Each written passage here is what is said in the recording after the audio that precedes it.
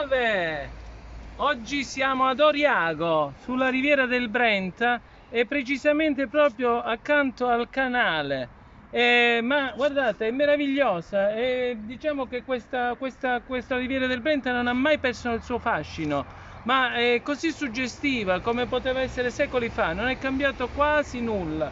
Ma pensate un po', da questo canale passava il Burchiello, quello autentico nel Settecento, e chi aveva dentro il Burchiello ha avuto poco di meno che il Casanova, il Goldoni, che passavano da questo canale per raggiungere Padova e precisamente il portello.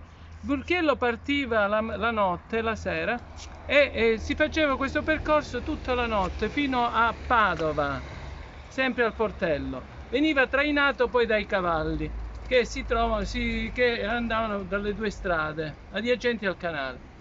Ma non è solo questo paesaggio, ma è strapieno di ville e in particolare ricordiamo la Malcontenta del Palladio.